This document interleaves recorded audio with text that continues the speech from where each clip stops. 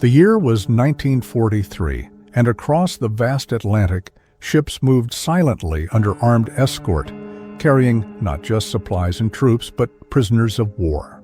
These men were once the enemies of America, soldiers of Hitler's army who had been captured in battle and now sent far away from the front lines.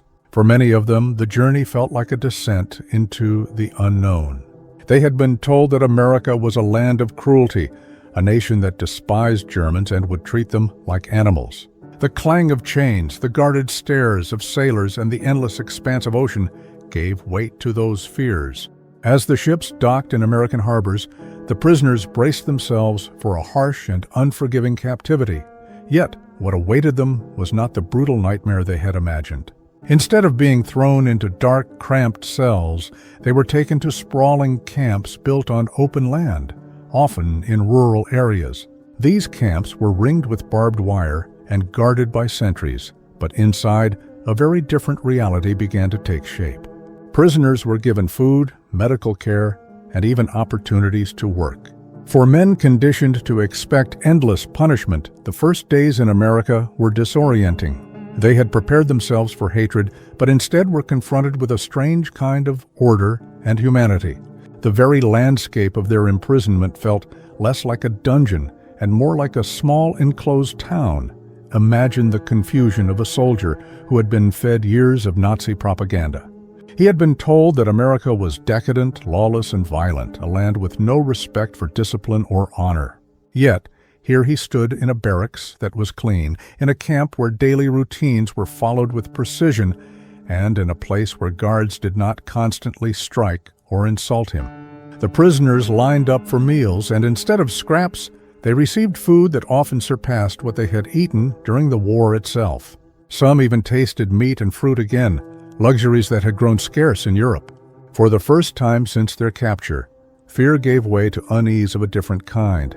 The unease of seeing reality defy expectations. But beyond the rations and the routines, there was something even more unusual, something that did not exist in every camp, but left a profound mark wherever it appeared. Hidden within the structure of these prison compounds were spaces known quietly as canteens. They were modest rooms with shelves of goods, reading material, and sometimes even small comforts that prisoners could purchase with camp-issued coupons or credits. These places were not designed to spoil the prisoners, but they offered glimpses of a life outside the wire. Cigarettes, newspapers, or a bit of chocolate could be found here, ordinary items that carried extraordinary meaning for men far from home. The canteens seemed almost out of place in the middle of a prison camp.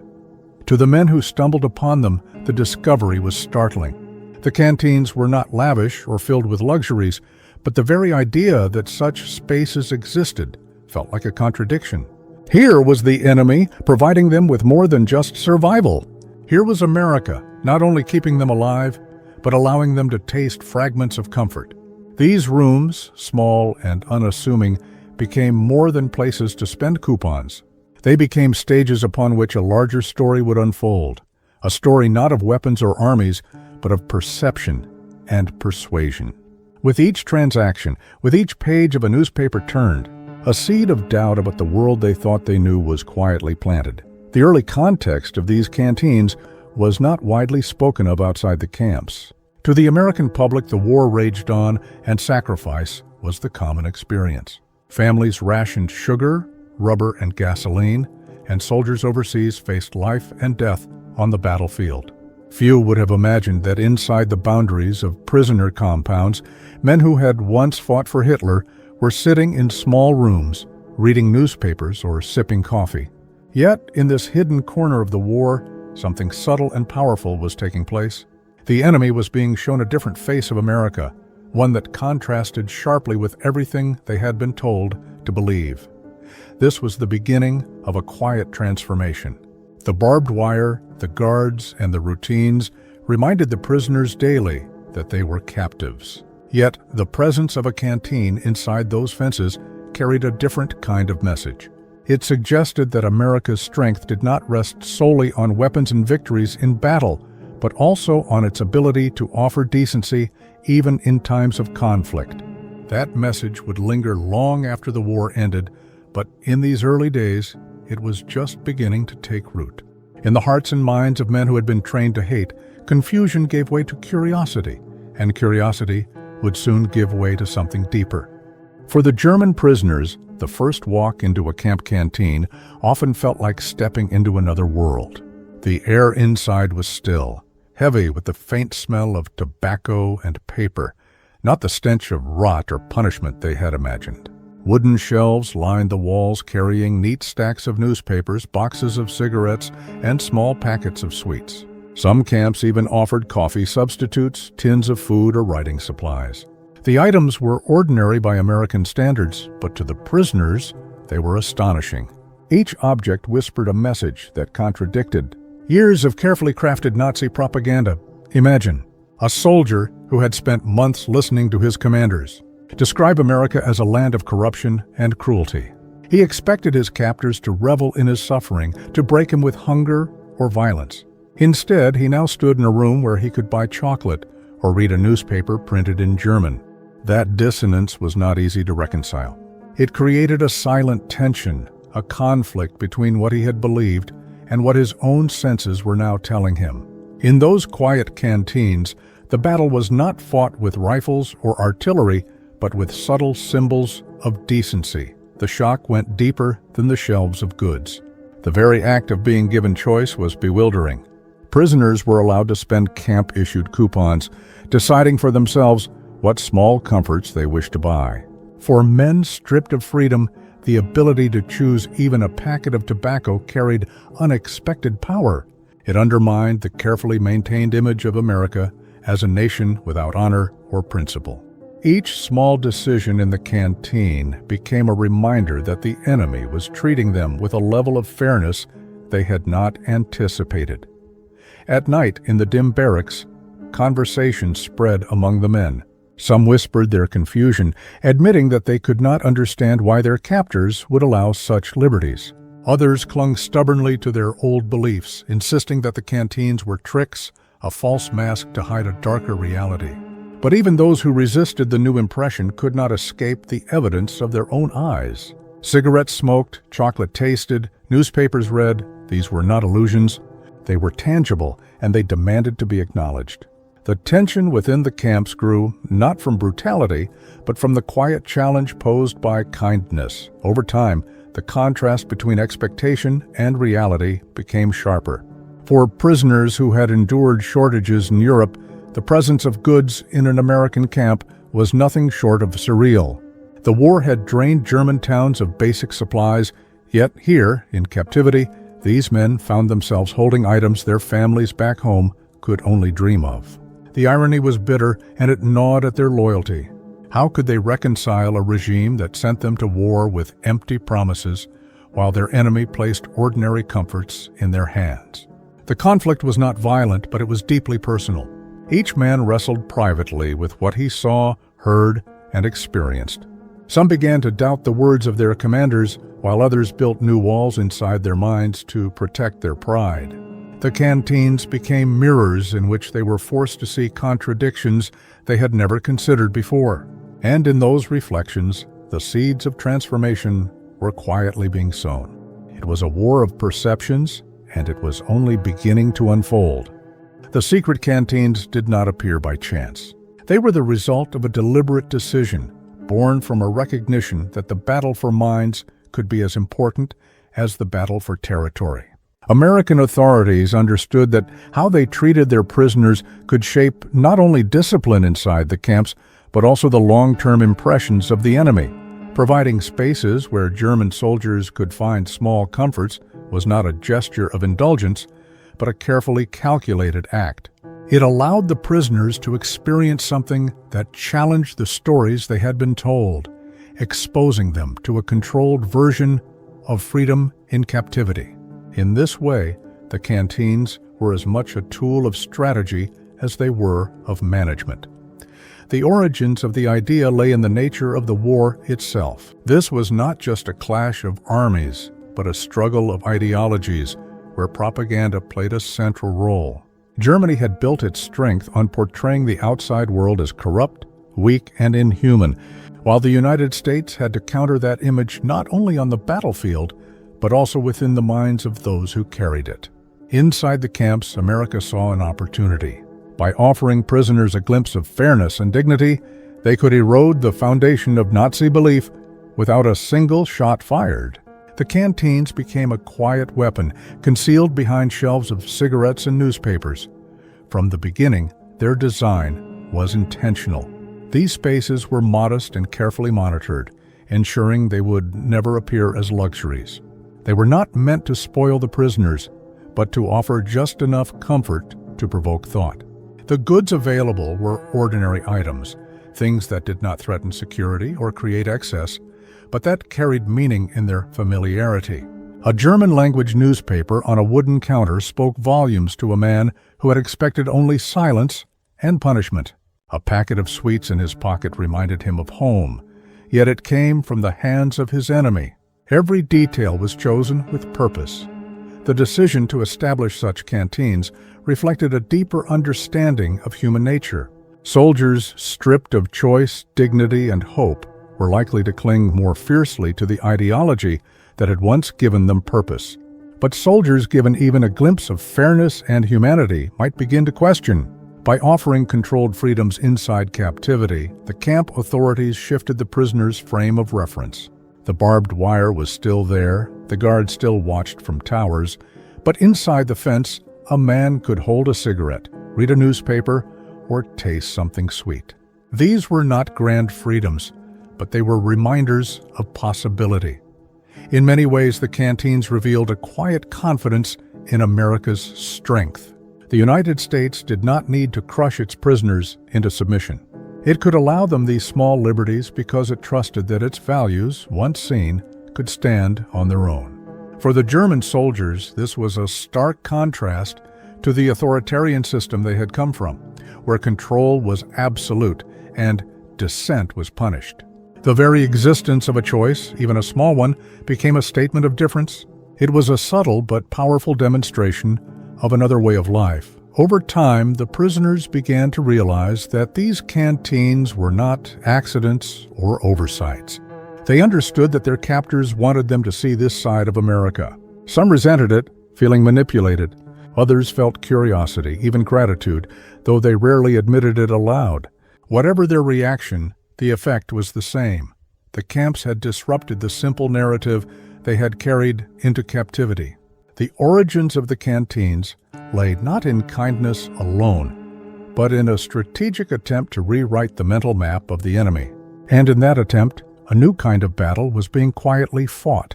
Though the canteens were far from the front lines, their influence reached into the very heart of the war effort. German soldiers who once carried an image of America as a land of brutality found themselves unsettled by what they saw behind the barbed wire. Instead of starvation or endless punishment, they were confronted with glimpses of fairness and small liberties. These experiences did not simply vanish when the prisoners thought about their comrades still fighting in Europe. They carried the memory of those encounters with them, and those memories shaped the way they understood the conflict. In a war where morale mattered as much as weapons, that shift in perception carried real weight. Inside the camps, the impact was most visible in conversations. Soldiers gathered in their barracks after lights out, whispering about what they had seen in the canteen that day. Some would laugh at the irony of being treated better in captivity than they had been in uniform. Others remained defensive, insisting that the enemy was trying to trick them to weaken their resolve. Yet even in denial, the evidence stood before them. Cigarettes smoked, chocolate tasted, newspapers read. The contrast between their reality and what they had been told back home gnawed at their certainty. In that gap, a quiet erosion of loyalty began. For men who had fought hard battles in North Africa or Europe, the thought that their enemy could be capable of fairness created an invisible but powerful wound. It became harder to hate with conviction, harder to believe the stories that had once fueled their endurance. Imagine being a soldier who had risked his life in deserts and cities, told that he fought to defend civilization from a barbaric America. Now, in captivity, that same America handed him a cigarette with calm indifference. The contradiction was not just intellectual, it was emotional. It unsettled the foundation of belief that had carried him through the war. This subtle shift in mindset influenced the battlefield, though not in obvious ways. Prisoners were cut off from combat, but when letters slipped back home or stories returned with released men, the seeds of doubt traveled further. Families in Germany heard whispers of a different America, one that did not match the propaganda. Soldiers still fighting began to wonder what was true. If captivity in the United States was less harsh than life under rationing at home, what did that say about the world their leaders had built? These were dangerous questions, and once planted, they could not easily be erased. Even within the camps, the mood shifted in ways that rippled outward. Guards noticed that many prisoners became more cooperative over time, less resistant, less openly hostile. The hostility of captured men who once spat at their captors softened into wary respect. This did not mean surrender in spirit, but it did mean cracks in the armor of ideology. A soldier who no longer saw his enemy as a monster was a soldier whose resolve had been shaken. That shake mattered, even if it was quiet and unseen on the battlefield itself. The battlefield impact, then, was not measured in guns or victories, but in morale. The Nazi regime had built its power on loyalty and belief, and when that belief faltered, so too did its ability to sustain the war. The canteens were small, unassuming rooms, but they carried a force greater than their shelves suggested. They were reminders that war was not only a struggle of weapons, but also of perception. And in that struggle, every cigarette, every newspaper, every packet of chocolate was a weapon in disguise, cutting into the certainty of those who once fought without question. The canteens did more than affect the daily mood of prisoners. They began to ripple outward, shaping the larger narrative of the war in ways that were subtle yet profound. A prisoner who had once believed every word of Nazi propaganda was now confronted with undeniable contradictions. He wrote home to his family in careful phrases, describing how he was treated with fairness and even given small comforts. Letters were censored, of course, but not every detail could be erased. Over time, families in Germany began to hear fragments of stories that painted a picture very different from what they had been told about America. These whispers chipped away at the certainty that the enemy was savage and inhuman. Inside the camps, the wider consequences unfolded in the prisoners' collective behavior. Discipline among the men improved as they began to see that cooperation often led to more trust and small privileges. Resistance weakened, not because they had been beaten into submission, but because they no longer saw resistance as necessary. The guards, though firm, were not cruel. The canteens added to this atmosphere by giving the men a sense of choice and control within the strict boundaries of captivity. In this way, the canteens became not just symbols of decency, but tools that reduced conflict and helped maintain order across the camps. The ideological consequences were even more important. The regime in Germany had thrived by painting a picture of a world where only the Reich cared for its people, while all others were enemies bent on destruction. But when captured soldiers compared their conditions in American camps with the deprivation their families endured at home, the cracks became undeniable. They knew their relatives in Germany were hungry, rationed, and weary, yet here they were, receiving more food than they sometimes had in uniform, and being allowed to purchase simple luxuries. The weight of this irony was crushing. It undermined the loyalty that had once seemed unshakable. For many, this did not lead to immediate transformation. Pride and loyalty to comrades remained powerful forces, and few men admitted openly that their beliefs had shifted. Yet, even unspoken, the consequences were clear.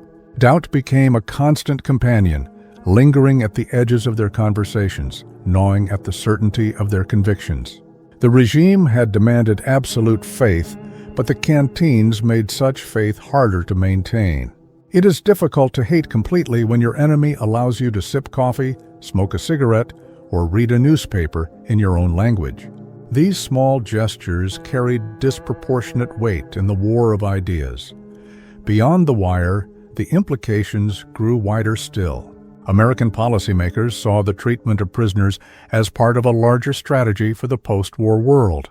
If these soldiers returned to Germany with memories of fairness rather than brutality, they could become voices that challenged old hatred.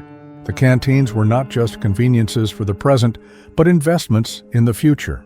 Each prisoner who tasted decency in captivity became a potential witness to a different story of America. The hope was that, over time, those stories would weaken the grip of militarism and open the door to reconciliation. The wider consequences, then, extended far beyond the prisoners themselves. They touched families back home, influenced discipline within the camps, and contributed to the long-term reshaping of perception after the war.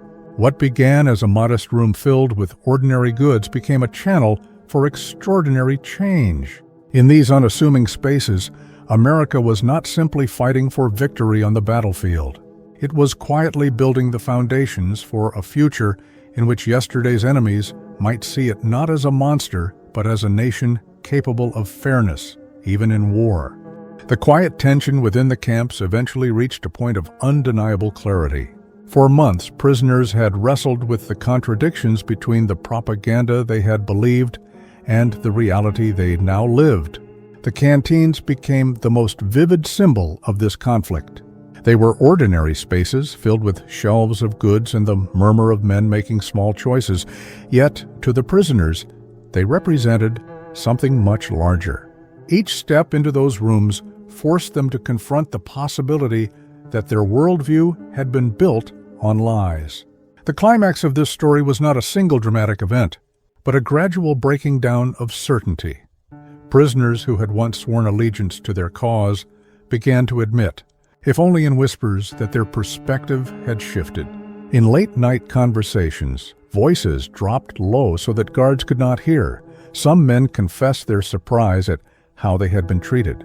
They compared their conditions to what they imagined their families were enduring at home, and the contrast was unbearable. One man might clutch a chocolate bar bought in the canteen, knowing his children had not tasted such sweetness in years. Another might smoke a cigarette and remember that his father back in Germany had long since run out of tobacco. These small details became cracks in the foundation of belief, cracks that widened with each passing day. The most striking aspect of this climax was its subtlety. There were no riots of revelation, no dramatic confessions shouted across the barracks. Instead, the change came in silence, in pauses during conversations, in the thoughtful looks of men staring at their hands. The prisoners did not want to appear weak or disloyal, yet they could not escape the truth they saw around them. Each transaction in the canteen was like a tiny blow against the wall of ideology.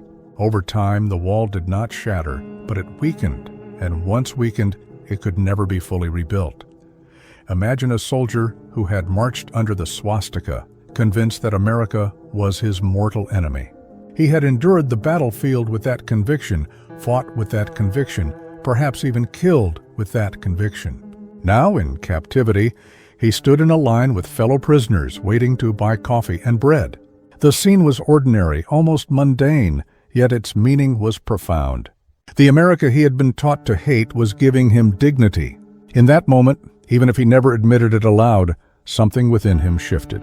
He could never see his captors in quite the same way again. The climax was also visible in the way prisoners began to interact with their guards. Where once there had been hostility and suspicion, there was now a cautious respect. The guards, often young men, not much older than the prisoners themselves, carried out their duties with firmness, but rarely with cruelty. Over time, exchanges became friendlier, even human. A nod of acknowledgement, a brief exchange of words, a gesture of shared routine. These small interactions marked the turning point. The canteens had opened the door to these possibilities, showing that the line between enemy and man was not as absolute as they had been told. This was the moment when the story of the canteens reached its fullest weight. The German soldiers could no longer deny that their perception of America had been altered. They remained captives, still behind wire, still far from home, but their minds were not untouched. The climax was not victory on a battlefield or surrender in a city, but the quiet erosion of hatred in the heart of an enemy. The Canteens had done what bullets could not. They had forced men to question, and in questioning, they had already begun to change. When the war finally ended and the camps began to empty, the story of the secret Canteens did not fade away with the barbed wire and the guard towers. For many of the German prisoners, the memory of those small, ordinary rooms remained vivid long after they returned home. They spoke of them not as luxuries, but as quiet revelations. The shelves of newspapers, the cigarettes, the small sweets, all of these became symbols of something greater. They had shown a face of America that no speech or broadcast could have conveyed. In their simplicity, the Canteens had left an imprint that endured well beyond the war years. Some former prisoners recalled the Canteens with a sense of disbelief. They had expected humiliation and pain, yet what they remembered were moments of decency. It was not generosity on a grand scale, but small human gestures that challenged the hatred they had carried into battle. They returned to Germany and found themselves comparing the hunger and shortages of their homeland with the relative fairness they had experienced in captivity. The irony was painful, but it was also eye-opening. For many, it was their first step towards seeing the world not in terms of enemy and friend, but in terms of humanity. The legacy of these Canteens stretched further than the prisoners themselves. They became part of a larger story about how the United States handled its enemies, a story that spoke of confidence and restraint rather than vengeance. In a war defined by destruction, the decision to treat captives with dignity carried weight in the rebuilding of trust after the fighting was over. America had not only fought with weapons, but also with ideas, and the Canteens were one of its quietest yet most effective tools. They helped shape a post-war climate where reconciliation, however fragile, was possible for the men who once stood behind the counters or sat at the small tables. The memory of those Canteens lingered as a contradiction they could never resolve completely. Some would later admit that their views of America had been softened, even reshaped, by what they had seen in captivity. Others would never say so aloud, yet carried the knowledge silently, a private truth that contrasted with their public lives. In either case, the experience had changed them. They had been forced to acknowledge that their enemy had shown them dignity in the midst of war, and that recognition could never be undone. The Canteens were modest, almost hidden within the larger machinery of war, but their impact was profound. They revealed that even in times of great conflict, humanity could be a weapon more powerful than violence. They demonstrated that the reshaping of belief did not always require force, but sometimes only a cigarette, a newspaper, or a packet of chocolate. Their legacy was written not in grand monuments or sweeping victories, but in the quiet transformation of men who once believed America was a monster. By the end of the war, they knew better. In the end, the secret Canteens became more than a footnote in history. They were reminders that war is fought not only with rifles and bombs, but also with ideas and perceptions. They showed that the smallest gestures could erode the deepest hatreds, and that even in captivity, the human spirit could be moved by fairness. The legacy they left behind was one of subtle but lasting power. For the former enemies who carried those memories home, and for the generations that followed, the Canteens stood as proof that even in the darkest of times, decency can change the course of history.